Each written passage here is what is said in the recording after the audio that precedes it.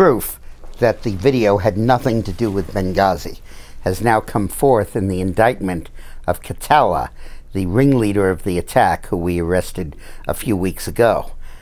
He was hauled before a U.S. District Court yesterday, and the indictment by the Department of Justice speaks at length about how he prepared for this raid and planned the raid days or weeks or even months in advance, that he is a terrorist.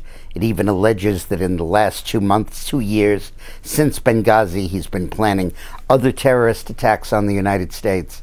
And it makes absolutely clear that this was nothing to do with the video and nothing to do with the spontaneous demonstration, an offense about the video.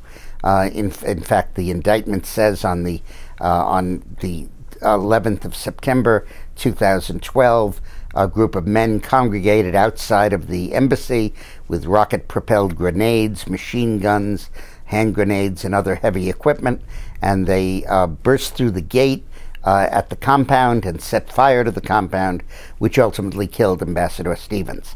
So this is the total refutation of either the administration's argument that it was about the video, or Hillary's argument, written as recently as March or April of this year and contained in her book that came out last month, saying that to say it was all the video or all a pre-planned attack was wrong. It was a combination of the two, putting the absolute lie to that and putting the lie to what she told Bret Baier from Fox News just last week, when she said that when the raid came out, I was careening between saying, was it the video, was it the movie, did the video have everything to do with it, nothing to do with it. All exposed. The video had nothing whatever to do with it, and the indictment makes it clear. But that raises another interesting point. Why did we let Katala sit there for 2 years plotting attacks on the United States, according to the Justice Department, without arresting him, without picking him up? We knew where he was. Fox News, the New York Times, CNN, all interviewed the guy. So obviously if they could find him, we could find him. And yet we let him sit there without arresting him while he was planning further attacks on the United States. My theory is that Obama knew damn well that once he was hauled into custody, he would have to be indicted, and that indictment would have to spell out what happened on the night of September 11th, 2012.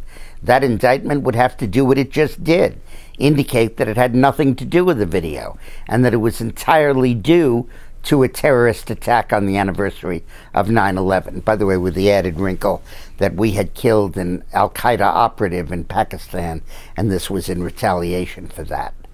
And Obama didn't want that information out. Not in 12, not in 13, and not until the middle of 2014. Why he eventually arrested him, I don't know. But the point is that for 2 years they didn't haul him in because they knew that was precisely what would happen, to unmask this total lie of Barack Obama, where he invented it out of whole cloth. And you add to that narrative the one revealed in Ed Klein's superb book, Blood Feud, between the Obamas and the Clintons, that Hillary did not think of the video cover-up, but Obama called her the night of the raid and instructed her to say that it was due to a video. And Klein said Hillary fought back against it, saying, nobody will ever believe this, Mr. President. It's on the anniversary of 9/11. And Obama cut her short and said, I want the State Department to issue a statement to that effect tonight. And then Hillary, of course, kept up the deception all the intervening period, including last week on a Fox News interview. So we now know the truth about what happened in Benghazi. There was no video that had anything to do with it. Thanks for watching.